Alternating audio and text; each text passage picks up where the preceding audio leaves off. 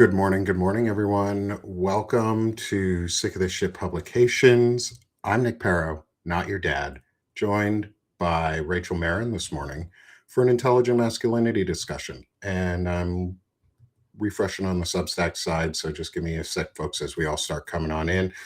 We should be live. If we're not already, we should be here in just a couple moments on the Substack side. I hope I didn't screw this one up because it said I went live. But good morning, It- everyone. Welcome to Intelligent Masculinity. Like I said, I'm Nick Paro, joined by my friend Rachel Maron for today's Intelligent Masculinity discussion. And as you can probably see, Rachel, you're not a dude. I'm You're not a not a dude. I man. was raised like one, but I am not a dude. Good. Well, this is going to bring an interesting and new perspective into all of this. And good morning, everyone. I'm starting to see the Substack side starting to show up and folks coming on in. I see Rachel's in there too in our discussion. So good morning, everyone. Hey, Mac, I see you. I'd love to actually get you on, I think, Mac, especially after the singing episode that you guys did on Time for Karaoke. I'd love to get to know you and hear about your side. But this is all about Rachel today. And so, Rachel, do you mind introducing yourself a little bit, saying hi Sure. to everyone, and telling us who you are? Yep. Plus, if you have any kids, and are they male or female?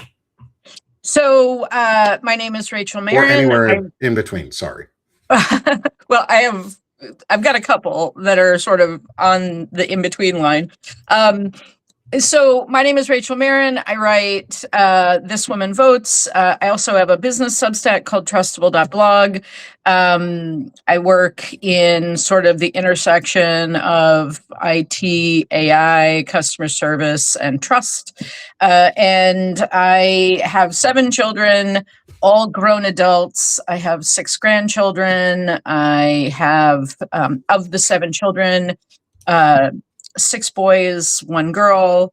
I have my son's partner is trans. I've got all of the bases covered from a child rearing perspective.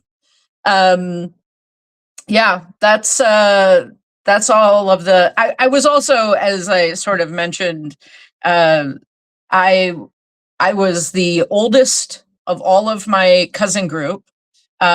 Within this cohort, I'm the oldest. I'm the only girl of 13. I think the very first time we talked, my dad, I mentioned the fact that my dad used to say that I was raised to break balls. Breaking balls and baking cookies is just kind of how I was raised. And so that's my perspective is like I work in a male dominated industry. I ride motorcycles. I do a lot of dude stuff. Mhm.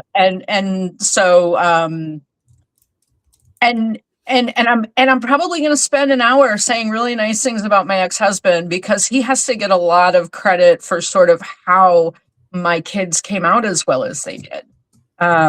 So he deserves a lot of credit for it, and I'm perfectly willing, despite my other issues, to give him all the credit he's due. I love that. And I think it's okay that it's obviously okay that he has his own issues. Yeah, look, we all do. Yeah. And it's great that you are showing your kids a responsible look at what divorce can be and separation can be. Yep. And I think that's really important, especially for men and boys to see is what does it look like to treat a partner with respect Yep. or a former partner with respect post relationship. And a lot Yep. of men nowadays see it as, well, they slighted me, so women suck and blah, blah, blah, blah, blah. And I'm now hateful because this one person hurt me and I don't know how to deal with my emotions around it. Yeah. We were together 26 years. And we certainly had our share of issues, but we raised 7 kids and we went through just incredible amounts. And he our relationship was very much like every single time something new came up, there was a negotiation, right? We had very direct, I am very direct. And so we would have these very direct, literal negotiations on where's the upside, where's the downside, how do we make this compromise? I, I'm a lot, and I get that. So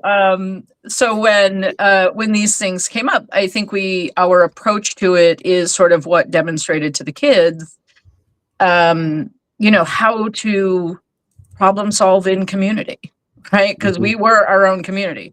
I always joke that I didn't have a statistically valid sample size, but it sure as hell felt like it most of the time. You know, You my probably did son, have a statistically valid sample size with I 6 kids. Like, you're well above the average of I think it's like 1 and 3/4 kids or something per yeah, family. seven kids, one girl, Oh, and shit. and her attitude was very much like, I don't want anything to do with you people. I Like can't blame her.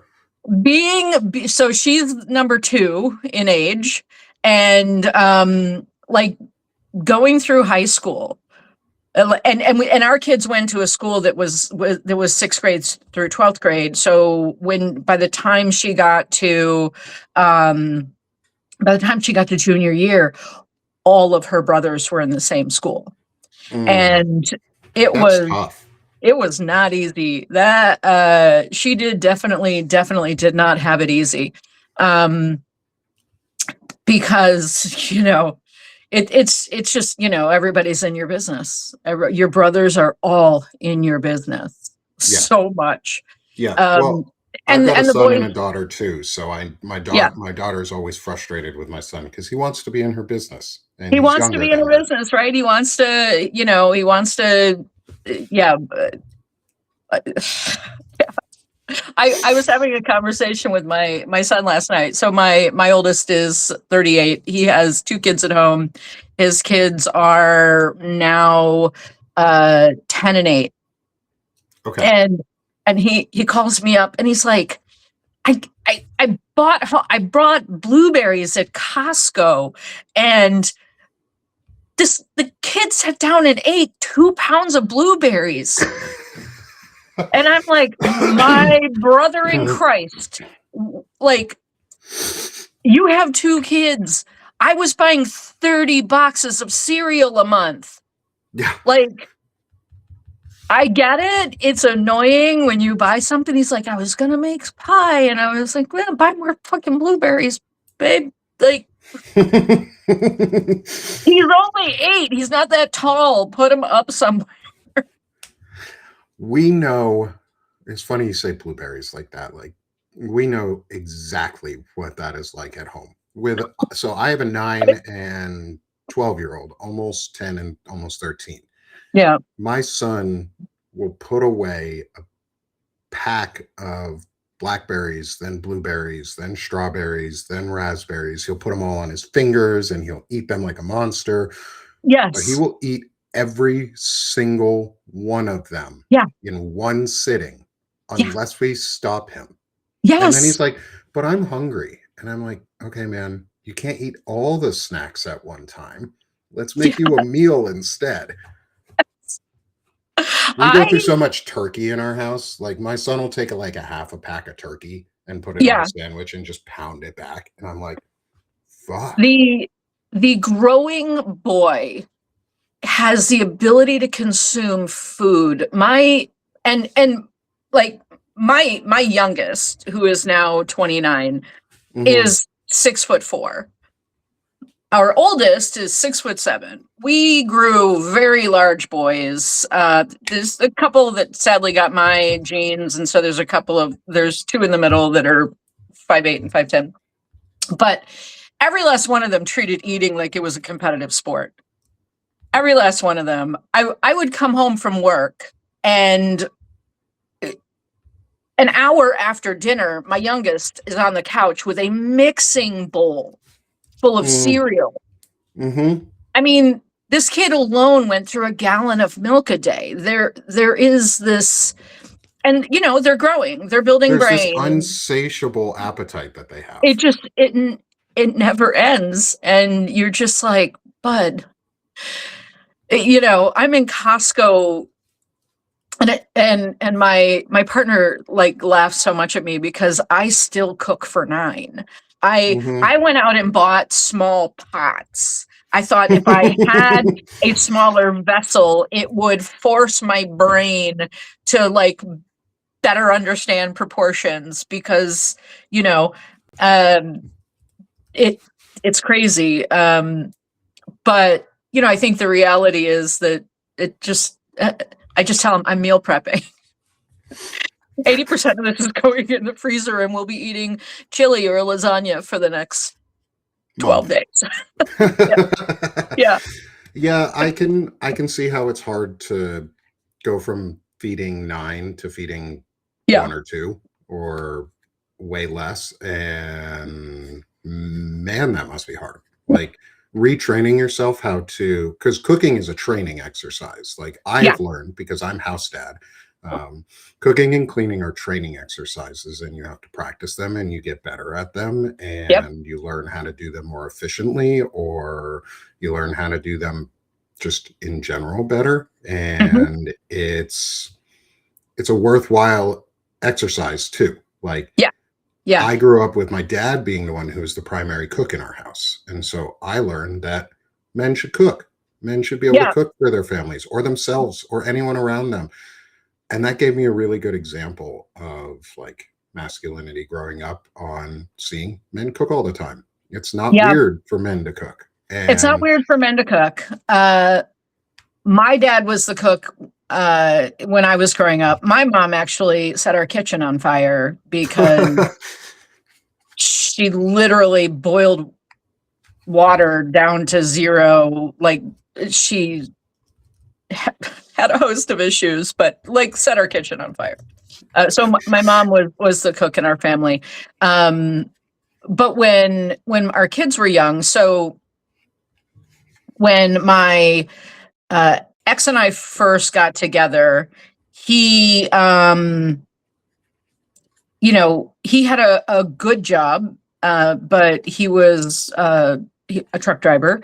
He hauled fuel for Amoco. He was making, in the mid 90s, almost $80,000 a year hauling fuel. It's a very good job. It's also very dangerous. Yeah. I did propane delivery for a couple months, so I know exactly what you mean. Right. Dangerous. So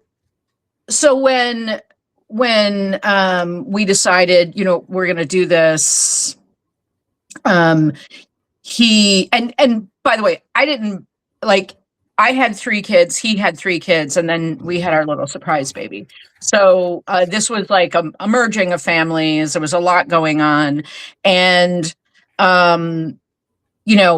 we sat down and had one of our negotiations. And my job at the time, I was actually making slightly less money than he was at the time. But I didn't have a top end.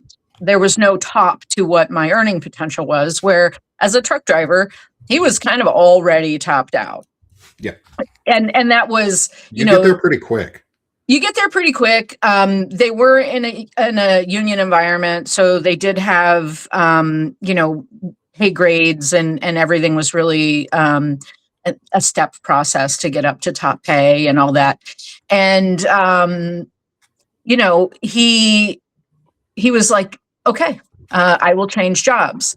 And so he left an $80,000 a year job, went to work for Broward Schools, because they would work him like the DOT maximum, which I think was 70 hours and 8 days at Amoco at the time. So he leaves Amoco and goes to work for Broward Schools, working in the furniture warehouse, B-stocking furniture warehouse. So it's B-stock, recycling furniture, that sort of stuff, driving a truck. So he went from $80,000 a year to $7.83 an hour. And that was a choice that we made together, that allowed him to be home with the kids. He got off work at 2:30 in the afternoon. The kids got off school at 2:30 in the afternoon. He was home by 3. There was never a time where our kids had unattended time, right? We didn't have to worry about babysitting. We didn't have to worry about anything like that. There was always a parent at home. And I do think that that's just a huge advantage. Not only did our kids, and we did sports and we did a bunch of stuff, but like our kids did not have free time. They didn't have unattended time, let's say, or unsupervised time. And so that really made a huge difference. They weren't, I was raised in the 70s. We were feral. Unparented, feral. We ran wild. So what I took away from how I was raised is that I wasn't going to do that. I was a fairly strict disciplinarian. Like, you cannot have an undisciplined household with 7 kids in it. You just can't. It was important that someone was home with them. My husband would come home from work. He would make sure the boys were sitting down to do their homework. He would get dinner started. I would come home from work. I would usually finish dinner. We'd all sit down. We sat down together for dinner every day. That was just important to me as someone who didn't do that. And so what my kids saw, behavior modeled, because I really firmly believe that kids don't learn the lesson you think you're teaching. They absolutely learn the behavior you're modeling. Yes. And so what they saw is 2 people that were working together, that were raising kids, that cared about where they were at and what they were doing. And, and God knows my kids were absolutely not perfect. The trips to the emergency room and all of that stuff, like, that comes from having boys, but what they saw was this experience of, this is what, 2 parents working together looks like. And it truly was, Norb did all the laundry. I hadn't done laundry in a decade, probably, because he did all the laundry. I came home, and laundry was going, dinner was on the stove. There was, and it wasn't, and none of this was about sort of gender roles or gender norms. None of this was about, it was just about, we're both adults. We both see a sink full of dishes. And, we don't have to point out, hey, hon, there's dishes in the sink. You just do the goddamn dishes. And so that sort of adult approach. And, as the kids got older, they started being assigned responsibility for laundry. They started being, you're going to start dinner tonight. It's spaghetti night. Andrew's cooking. It's, that sort of thing. And while Andrew takes a lot of heat for when our youngest, in a big family, they always joke that the oldest raises the youngest. That's not far from the mark most of the time. We tried really hard not to parentify, again, because that was a little bit of sort of how I was raised. There were no, in our feral existence, I knew from a very early age I was responsible for keeping my younger brother alive.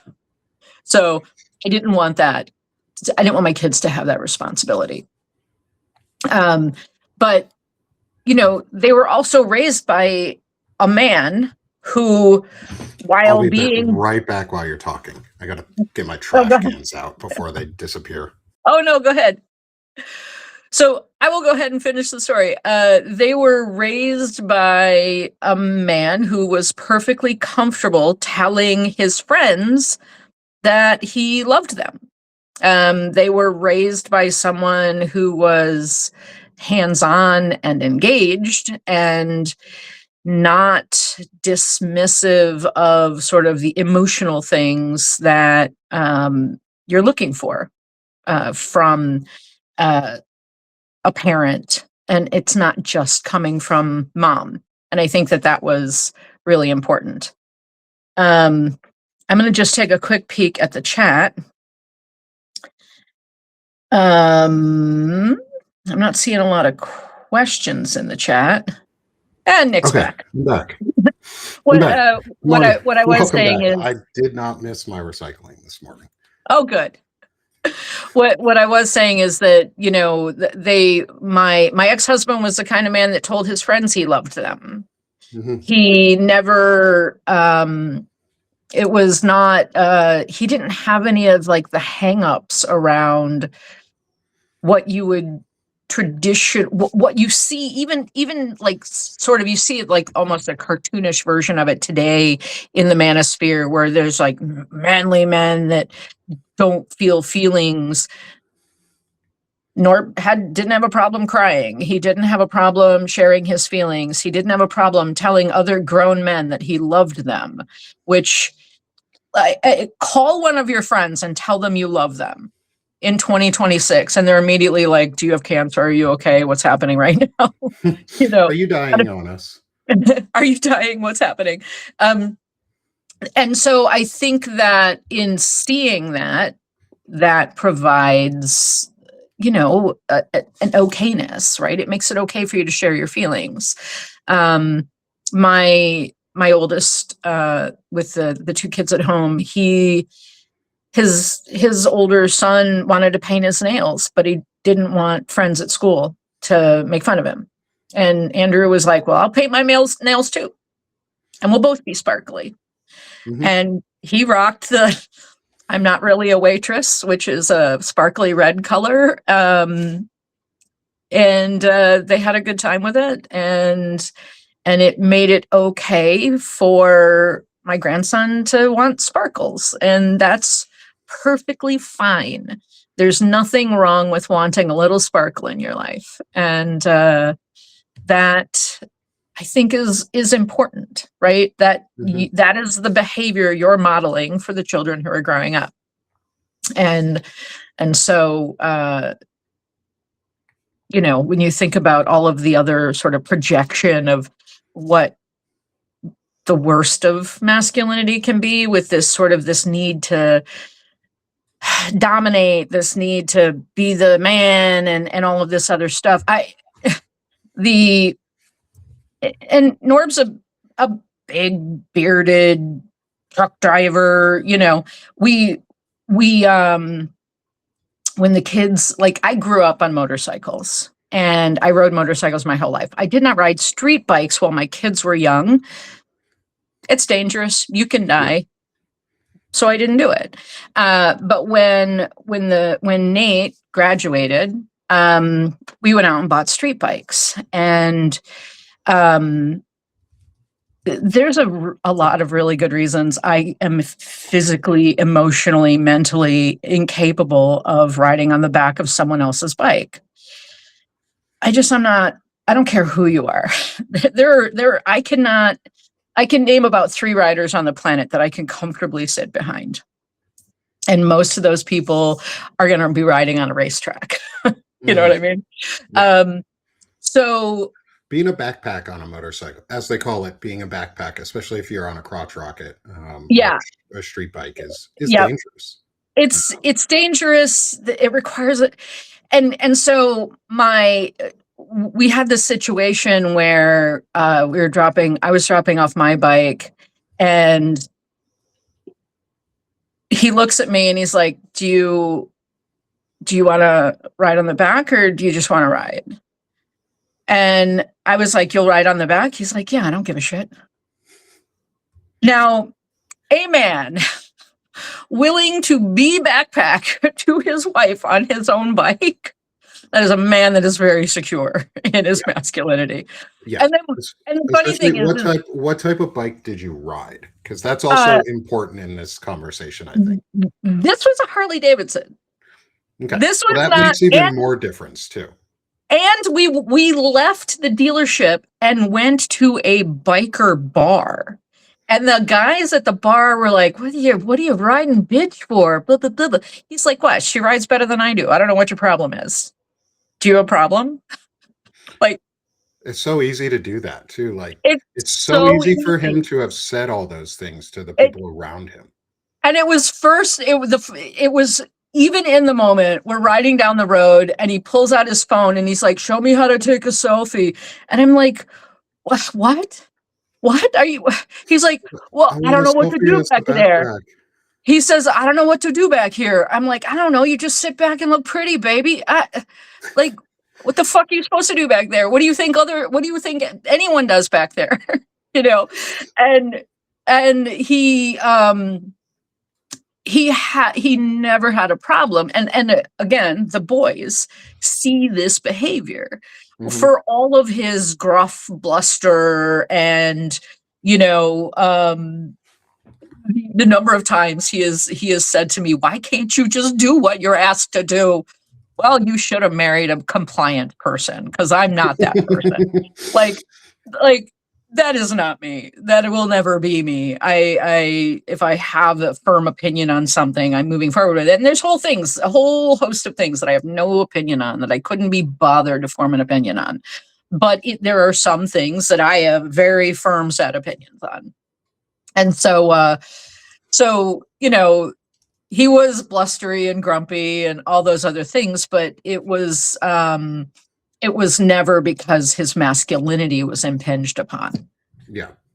Yeah. And I think I want to go back to some of the things that you were saying throughout all of this. This has been really incredible. And men, hopefully you guys get something out of this too, because this is for us. And this is intelligent masculinity. And if you can tell, Rachel's not a man. And that's okay, because we need to learn from both sides. We need to learn, actually, not both, all sides of this discussion. Sorry, didn't mean to say both there. We need to learn from all sides of this discussion. We've had people of all walks come on to this show so far. We hadn't had any women yet, and or female presenting folks yet, and I think that's important. One, y'all were asking for it. Y'all wanted to see a female's perspective on this discussion, and so I wanted to start with Rachel, because as she said, she's the mother of 6 boys and a daughter, but 6 fucking boys. I have one, and that's enough. Like, I have Yeah. 2 kids, and that's enough. Like, Yep. 6, I cannot imagine. And I want to go Yeah. back to one of the things you were saying, was that they're not all biologically yours.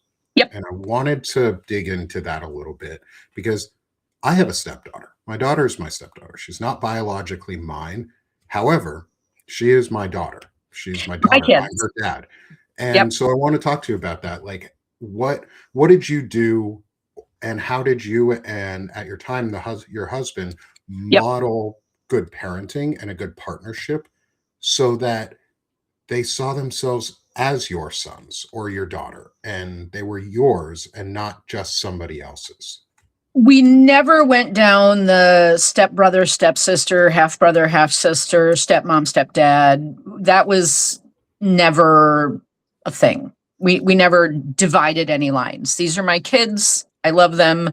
This is what we're doing. The people we were co-parenting with. So, my husband's ex-wife, we would show up to soccer games together. We had, you know, a good partnership and communication, which was helpful. It didn't hurt that my first ex moved to Tampa. And so he was sort of less involved.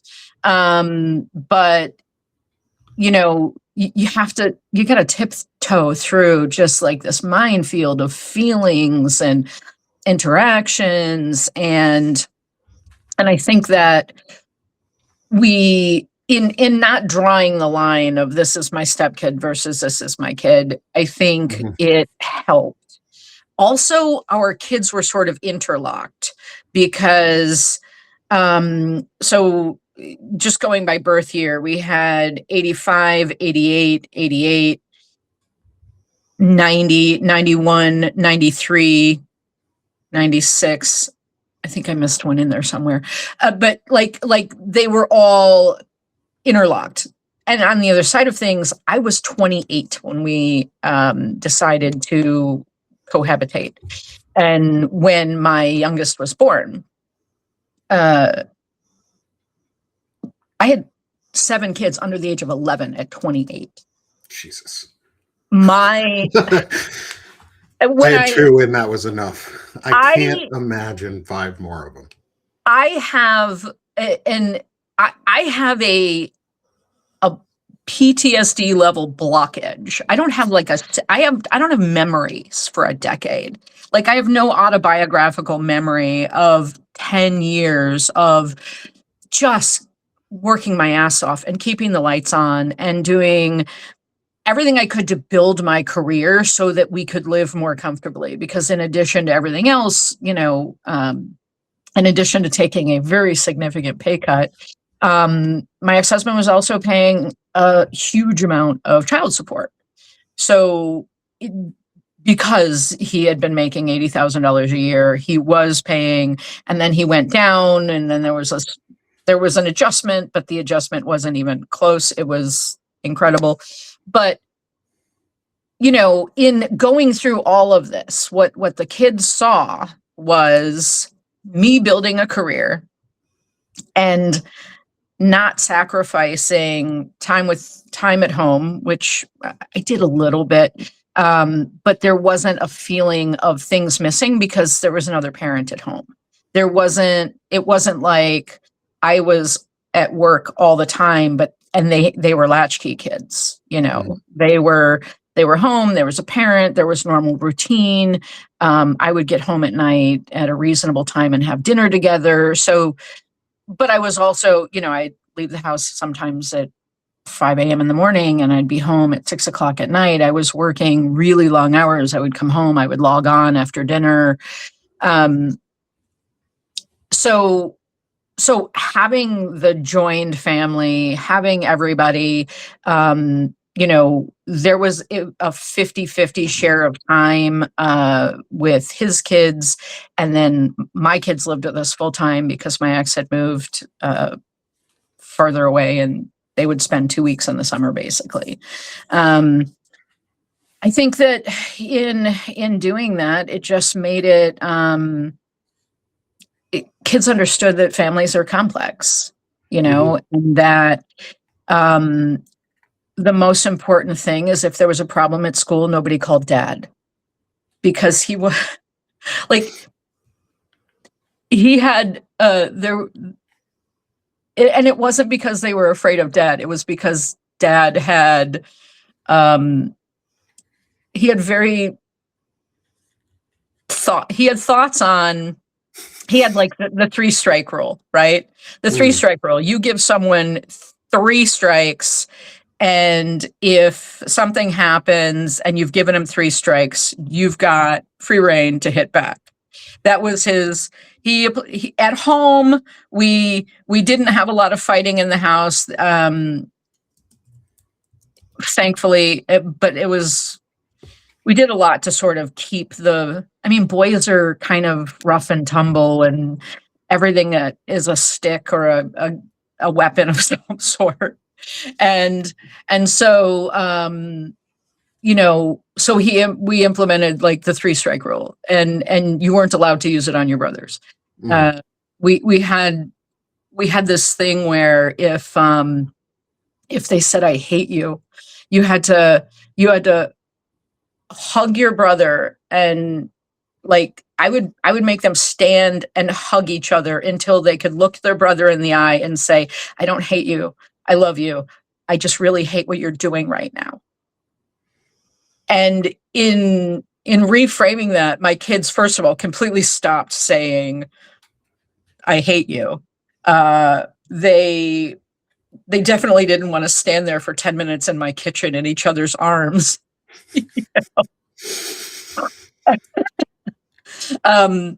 Weaponized affection, I guess, is what that might be called. But I think that in doing that at home, there was there was not a ton of fighting. There was a ton of like wrestling and, just back and forth, but there wasn't any real animus with one another. There Mhm. was no, they all get along. They all call each other. Even today, you know, there's a really notorious group chat that everyone is in, that and everybody talks and they call each other and they support each other. And when they're having a problem, that was it was all I wanted. It was all I wanted was for the kids to grow into adults and still love each other. And that was really important to me. We're planning last year I rented a big house in Bend, and we all sort of converged in Bend and spent a week, and all we did the entire week was like cook for each other, which is sort of how we all show love, and like hike, and then the grandkids would go to bed, and we'd sit up and drink whiskey and talk shit for a couple of hours, and then everybody'd crawl into bed.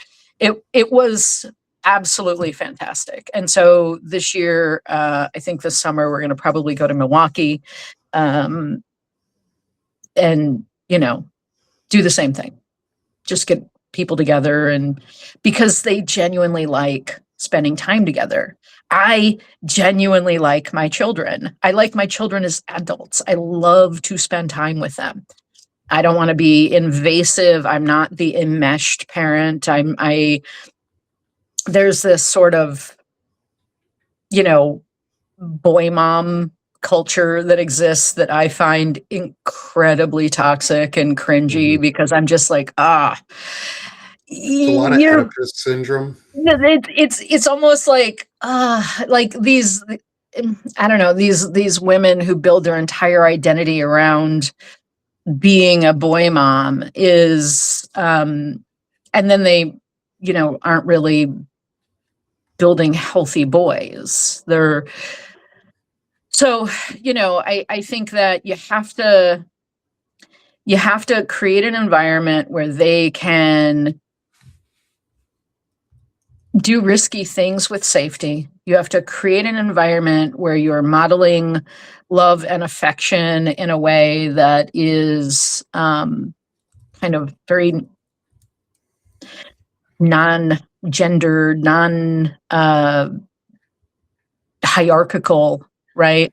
There wasn't a lot of, I mean, there was my husband and I, kind of at the top, but there Yeah. was never a time where there was like a requirement of hierarchy. There was never a time, which I think is part of what is such a struggle with masculinity and with culture today. Um, we have we have a just this rigorous hierarchical structure that is seems to be getting more and more performative, especially when you look at sort of the gender performance requirements of our current regime. Um, I think it gets really toxic and gross. You don't have to perform your gender, and it's so funny because my partner has no children, and when he was sort of a D1 athlete in school and all of this stuff, and he's got all these thoughts on like gender and sports, and I'm like, yeah, but you don't have to gender everything. Not everything is, you don't have to, like, none, like, there's this little jujitsu grappler that I see couple times a week on TikTok, and she's like this little, I don't know, 7-8 year old girl that is in, because I guess at that age they do a lot of like co-ed Mhm. competition, Yeah. and while I don't love people putting their children on social media, um, I I just, what I see is this girl feeling strong and powerful. And then I see a lot of dads behaving really, really poorly when their kid gets beat by a girl. a girl who clearly has really practiced skills, Who's is dominant because she's is good at it. dominant because she's got training, she's got passion, she's Mhm. got, the she's and I do have very complex thinking on this because I'm also like, why the fuck are we doing this to 7-year-olds? But that's a different different conversation. Right. The you know, it comes down to how we teach boys to understand their place in Mhm. humanity. It doesn't have to be about dominance. It doesn't have to be about any of those things. Your responsibility as a human being should be to care for people in your community. Care for people, and whatever your community is, whether it's your preschool, whether it's your family, these are all little community spaces for you. And your elementary school, your middle school, your high school, what does that look like? How do you provide an environment where people can feel safe around you as a Mhm. boy? You know, um, I think that that's how you have to raise humans to, regardless of gender, raise people to care for one another, and the rest is going to come along as needed. Mhm. I I firmly believe that if you just raise people to care for their fellow man or woman, they're humans, we're all going to be better off. Yeah. No, I And I know that totally. sounds really Pollyanna in 2026. Eh, I mean, it does, but at the same time, I don't think enough of us have spoken about it because we're all like, well, it feels so obvious and so like I feel Yeah, so rhetorical saying all of this shit. Is like, but men, just be better, just suck less. Like just suck your less. your Just story reminds me of what Stephen Atchison, someone I interviewed not too long ago, good friend of Chris Goldsmith. He's Mhm. actually Chris Goldsmith's battle buddy, and he's the one who helped was there when Chris had a suicide attempt.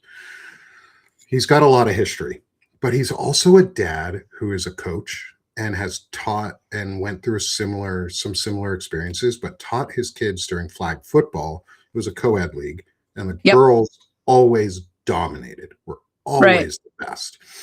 And he would hear other coaches being like, stop throwing like a girl, stop throwing like a girl. And he would be there going, you should No, throw like throw her. like this She girl. throws Yes. better than you.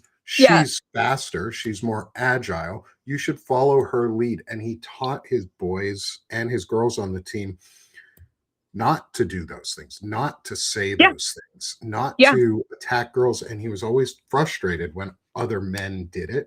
Yep. And I know that experience too, because I was a coach. Like, that's such a powerful place to instill such simple kindness Yeah. into kids. Um, And yeah, just stopping the don't be a girl, right? Because when you make the statement, don't do this, that's how girls do it, you are saying that that is less than. yeah, You are immediately creating the perception, however you feel about it, like you are creating the perception that to be a girl is bad. yeah, And what that does is it trains the little boy human mind to believe that girls are worse than boys, that girls are bad, boys are good, being like a boy is good.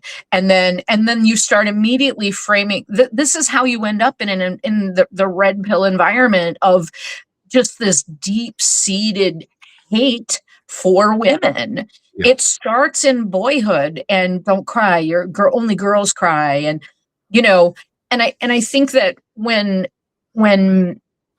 men feel comfortable in, like, so much of what comes out of like the red pill environment is like this complete lack of understanding of what women find attractive. I was having this conversation, so tiny rabbit hole. Lawrence Winterman got me reading Dungeon Well, Crawler Carl. I'm reading Dungeon Crawler Carl now. I'm actually on my second go through of the audiobooks. I read the entire series that was available And and one of the things that my partner and I did just this year was we joined libraries. So we now have, there is a very weird intimacy in joining your libraries with another human. And so I've started reading from his library and he started reading from my library. So we both read the books and now we're doing the audiobooks. And I am loving the audiobooks so much. We are. His voices are All of so his good. voices, they're so good. We just started book 5. This is Lawrence's fault. Lawrence did this to me. I'm glad Lawrence is also listening to these books because they're really good.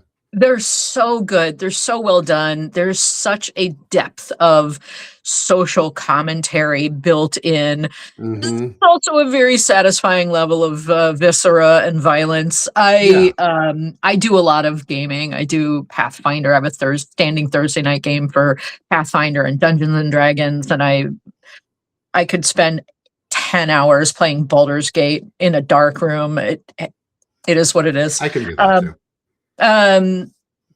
So I love so much about these books. They're so good. But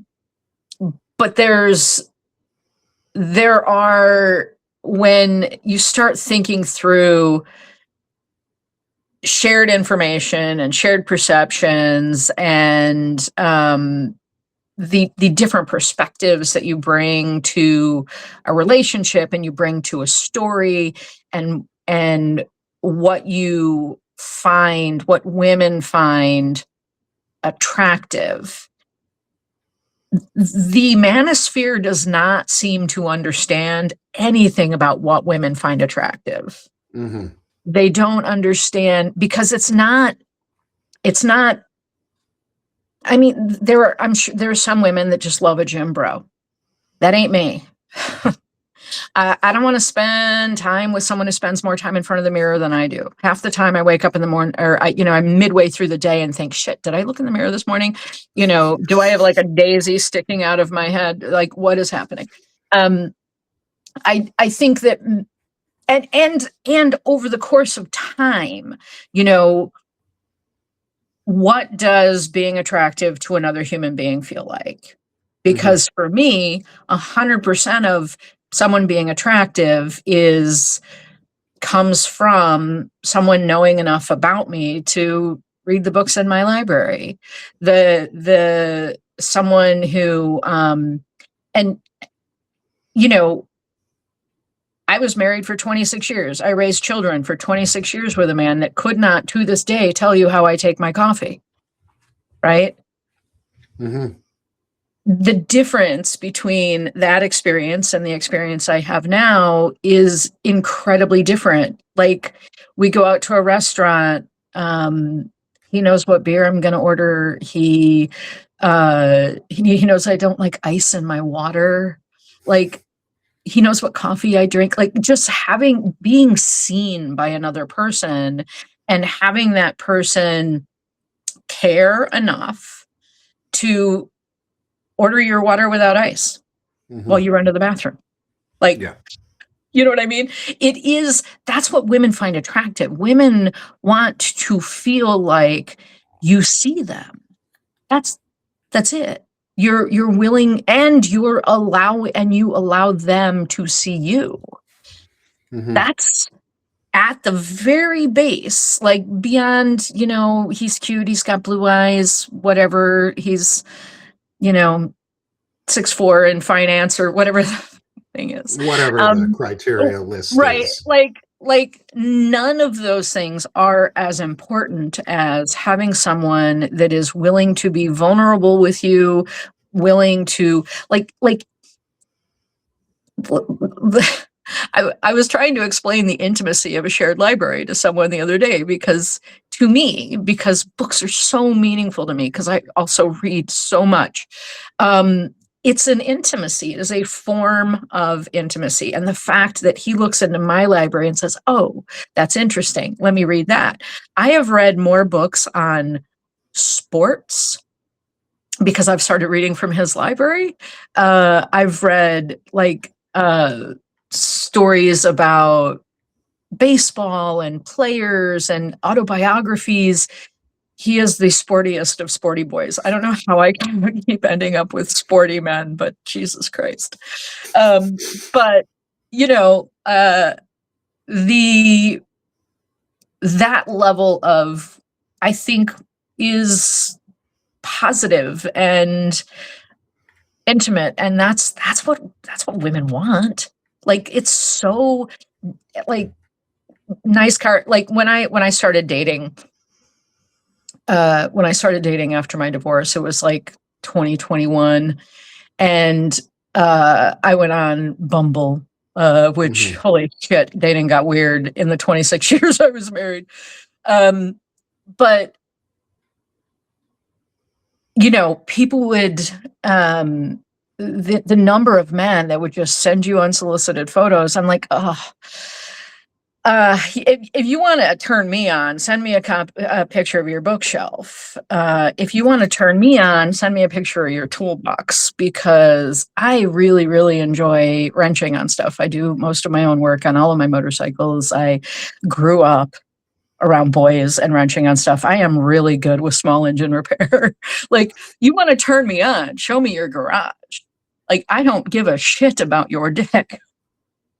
It's is what it is. That's not who I am. Yeah, you know, I'm sure it's impressive to somebody, but look, the number of times I've responded, wow, that looks inconvenient. Like, I am very much in the Goldie Cox realm. I don't want the big giant one, so take that somewhere else. You could have had a chance if that wasn't so large. And well, I also like to say, and it's probably pretty on point these days, is penises are like religion. Keep them to yourself. Yes. I don't need to see it. You know, we'll visit at some point, because it's not that I don't really, really enjoy it, but you know, it's not what's going to get you in the door. Yeah. You know, and I'm seeing a lot of comments too in our chat around this, and the idea of like, what is an attractive man really look like, and what does it mean to be attractive? And I wanted to read one of the comments we got from Lynn, which was, hold on, let me go back to it. An emotionally healthy man is very attractive to most women. Never be afraid to be real. And I think that's like, and there was also another comment, and I don't remember exactly who said it, but it was around that. Let me see if I can find the comment on it, but it was around that. It was right around there too. But it's the idea of like, men just, all we're trying to do is just unlock the fact that men do want this type of help too. A lot of men who are stuck in these, a lot of them don't want to learn, or they're not ready to hear this conversation. And my thought is, I think they are, whether they want to admit it or not. They're ready to hear these discussions. And a lot of men are searching for these types of discussions, because it's so fucking exhausting to be shitty all the time and be in a terrible mood and a terrible state of being. And I think a lot of these men are really, they don't know how to process any of the emotion that they're feeling, because they've been told because they're not allowed. Yeah, right? They're not allowed to, and they want to process it. Yeah. So my youngest son, has the most wonderful partner, and I love them so much. I love everything about them. So my son calls me up, and he has just read Feminism is for Everybody by Bell Hooks. Okay. Now, he's 29. And he says, why the hell didn't you give this to me when I was 16? And I was like, do you remember what you were reading at 16? Because it wasn't that. I don't think you would have approached it in any way, shape, or form. He says, first of all, he said something that really hurt my feelings, in that he had never seen that kind of feminism. And I said, I've been a feminist my entire life. So explain, please. And he says, well, I've only seen embattled feminism. I've only seen you fight tooth and nail for every fucking inch. I've never seen sort of this broad, inclusive, loving community. And I'm like, yes, correct. You've never seen that because it doesn't fucking exist. Like, it's not that it doesn't exist. It exists in a lot of forms and places, but because women have to fight for everything, it becomes rigorous and it becomes embattled. And so I always tell people, tell men, there's 2 books that you should read. I would start with Feminism is for Everybody because it's thin, it's approachable. Bell Hooks writes in such a beautiful and loving way about what could be, right? And then the second one is The Will to Change. And The Will to Change is, again, about men's experience of being raised in a patriarchal environment and sort of what the rigor of patriarchy does in not allowing men to experience feelings. It goes back to the, even in infancy, she starts off the book talking about the, male babies tend to need more, they cry more frequently, they need more touch. And the first thing that we're told is, well, don't pick them up, you'll spoil them. Mm-hmm. But that is an infant's cry for care. And yet patriarchy says, don't pick them up, you'll spoil them. And so it starts from infancy. And if you think about, and I remember when my children were babies, and a number of people said, let them cry it out. Now, for me, and depending sort on of the cry, I figured that one out. Yeah, I was never one to let them cry it out. I would rather carry a quiet child strapped to my chest than listen. Mentally, I cannot listen to a crying child for what it is, whether it's my flavor of autism or whatever. The sound is untenable. I cannot listen to it. So I would carry my children constantly. The moment they cried.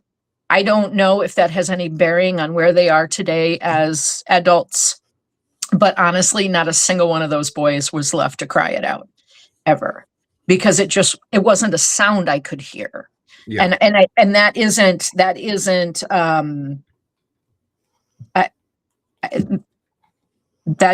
is just how my brain was rejecting the sound.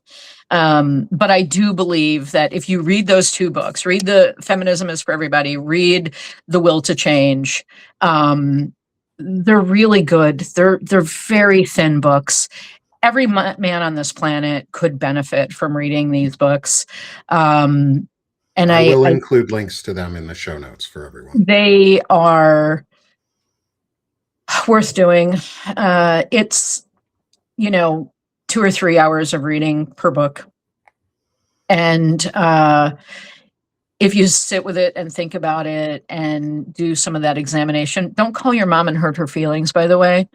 I do want to point out, though, that you got a really good comment on that discussion with your son and about the reading. And it was from our friend Ashley, who says, oh, but he sees you like he recognizes how hard you worked. And that's amazing. Yeah. I think that all of that's what I think a lot of what the kids came out of was that moms work really hard. And that's a good thing for them to understand. Women are capable of doing great things, and they learned that. They also are really supportive with their spouses.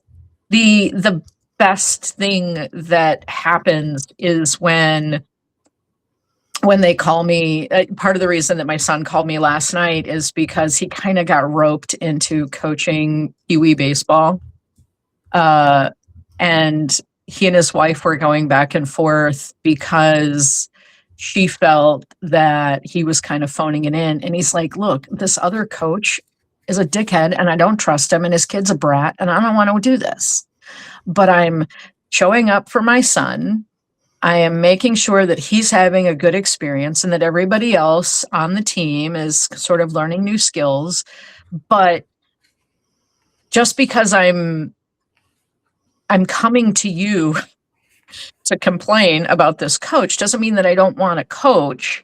I'm just, you're my sounding board for how to get along better with this idiot that I don't trust and I don't have I have a lot of respect for. I don't like the way he talks to the kids. I don't like his bratty child, like all of these things, right?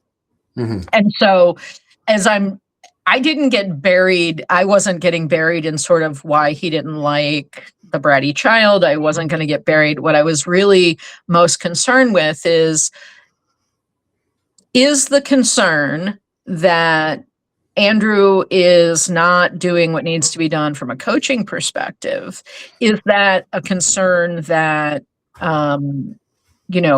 that your son is seeing this? Is it a concern that your son is reading his resentment of getting roped into this? Right. And by the time we scraped all the crud off of this thing that had been building for a couple of weeks, it really came down to the fact that Andrew said, I was just pissed off about the blueberries. This isn't even about coaching.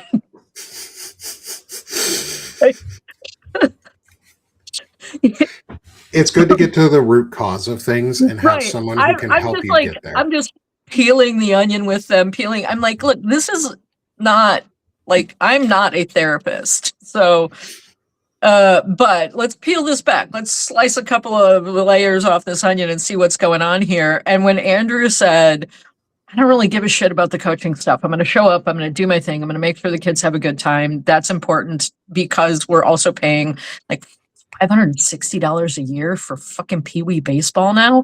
I'm like, it's fucking expensive. I used to piss and moan about $32 a season. I'm going to shut up about that now.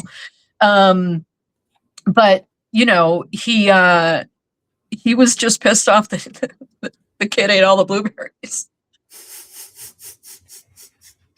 Like sometimes you project a lot of stuff onto your partner, and you have to ask questions, and you've got to probe, and you got to peel back things, and you don't need to get caught up in sort of this the exercise of projection when you could just have a conversation about, okay, what's the real problem? What are you really annoyed with right now? And having those types of people in your life is really important. Yeah. And frankly, the fact that they call me and say, hey, can you help mediate this with us I love that. I'm happy to put Dungeon Crawler Carl on pause and give them an hour of my time. And I won't even bill them, the $129 or whatever. Rate. The standard rate. I love that. And I'm glad that your kids and you have that relationship, and your family has that relationship where they trust you, but it doesn't seem like they abuse it. They use it for help, but not as a crutch. It's definitely they don't use it as a crutch. They reach out when they really get stuck on something. I appreciate them letting me stay involved in their lives. I think that a lot of, you see enmeshed parents a lot where they just sort of can't allow their children to go out into the world and be adults. And I think that is your number one job as a parent, is raising independent thinkers that can go out into the world and do good shit. That's it. Yeah. That's your job. Yeah. Well, I totally agree. We have to make humans that are good people. Like, My goal is to make sure my kids aren't assholes when they're adults Yep. and that they're people other people want to be around Yep. and gravitate towards. Um, and before I let you go on any other tangents, we are a little over time, which is totally fine. I do have I another will. show here soon. I will drag you off for sure. Is I want to ask you the final set of questions from the Okay. actual interview set that I have. Oh. And because there are Mulan questions and they're fun and they're enjoyable, and it's a lightning Okay. round of the chorus line of I'll Make a Man Out of You, which as a choir, high school and college choir kid, this was like the clarion call for men to action. It was like it's the Let's Go Girls of Men songs or Yes. boys songs, and Yeah. it pumps you up, but it also has some fun clever lines, and I love getting to ask these questions because they're sort of whimsical, they're a little off the cuff. This is a lightning round, so there's no wrong answer. I don't think I've seen it. Oh, sweet. Well, you're gonna love this. You're gonna So I'm enjoy gonna these wing it. questions then. Good. Wing the shit out of this because this is Okay. fun. And then when we're done, I'll have one final question which is how can people support you and find you and Okay. your work. But before we get to there, let's get into our quick whimsical lightning round of questions here. 4 quick questions for you. Again, no wrong answer. All answers are right. Even non-answers are right. Who cares? This is just for fun. Okay. Is first, what does it mean to you to be as swift as a coursing river? Oh, I think ultimately it means being decisive. Love it. Like the road is littered with indecisive squirrels. Be decisive. Don't get caught in the headlights. Don't get caught in the headlights. I love it. Next, how do you embody the force of a great typhoon? Look, that is my existence. Like I started this off by saying I'm a lot. I understand I'm a lot. I can be a lot, and I regularly embody the potentially destructive force of a typhoon. Nothing wrong with that. I don't take any Nothing wrong there. prisoners. No, and you probably shouldn't. You probably shouldn't, No. especially No. nowadays. Yeah. Next, this one's similar but not quite the same. How are you as strong as a raging fire? Well, some people would see the destructive force of fire similar to the typhoon, but I'd say that, most pine cones require fire to germinate. And I think that in a world where you occasionally have to burn shit down, you need to be prepared to build after. Amazing. I love that. Germinate those seeds. That is a great answer. I fucking love that answer. Germinate the shit out of those seeds. And just for reference too, if you live near the redwood forest, you probably already know this, is a lot of trees require burn. They have to get burned before they can grow again. And guess what, y'all? We're in the burn stage right now. So let's burn some of this shit down where we need to and let it grow and regrow where we can.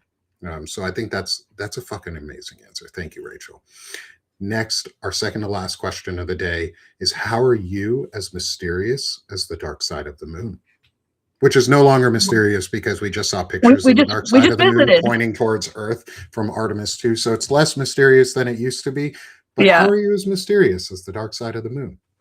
I don't think I am. I think I am so completely transparent. I put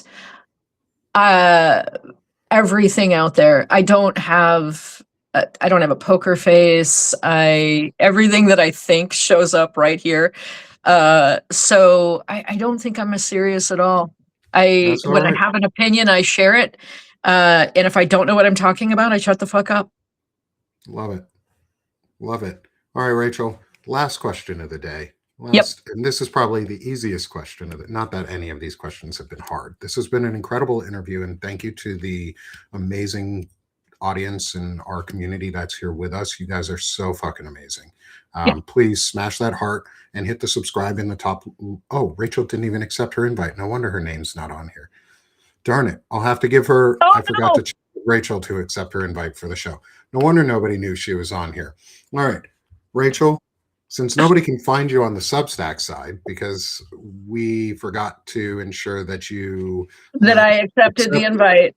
How can people support your work? Well, so they can find me at This Woman Votes on Substack. I write mostly about progressive politics and how things could be if we chose to build instead of break. I talk a lot about masculinity and feminism and matriarchy. I am pretty strongly what I would call a non-essentialist matriarchy proponent, meaning that it isn't gendered. It isn't completely harnessed to the idea of, only people who are birthing can be sort of the matriarchs. I believe that, we should be planning for what's going to build when they're done breaking shit. Love it. Thanks, Rachel. Thank And you. for anyone in the audience, don't worry. I will make sure Rachel is correctly tagged on the post show so that she is Thank you. visible on there. I'll make sure I double check. We were a little behind this morning, so we came on and we had a great show. We were having discussion behind the scenes and we lost track of what we were doing. So Yeah. thank you everyone for being here with us. Again, smash the heart again. If you want to follow me on Substack, subscribe, hit the button and you're on Substack, hit the button in the top left corner, follow me. And then after the show, make sure to follow Rachel as well. I do these shows every Thursday. I'm starting to shift the schedule a little so that I only do them Thursday mornings and not Tuesdays and Thursdays. There are reasons for that. I'm expanding my presence with another publication that I'm going to be working alongside and supporting the growth of. So I've got to shift my schedule a little to account for this. However, we're going to be seeing some incredible new folks on here. Rachel is just the first of the female presenting guests, women who are coming on, and more men who are coming on. We're going to have some incredible discussions around all of this. Thank you, Rachel, so much for your time today. Thanks for having me. This was great. Thank you for being with me and being my first female guest on the show and giving us a new perspective and a new look on this, because I learned something today. And I hope all of you did too. So catch the replay. If you're here on Substack, make sure you like, share, and restack this and spread it to your friends, those who need it, the men in your lives who need this, send it to them. They'll benefit. And make sure they follow Rachel and make sure you follow Rachel too. Thanks everyone so much. I'll see y'all again next week for another intelligent masculinity discussion. Have a great day. And like we like to remind men, it's just suck less. Just suck less. I want to. Matching water bottles. Just suck less, friends, and be a part of what makes all of us better. So thanks all. Have a great day, and I'll see you all again later. Thanks, guys.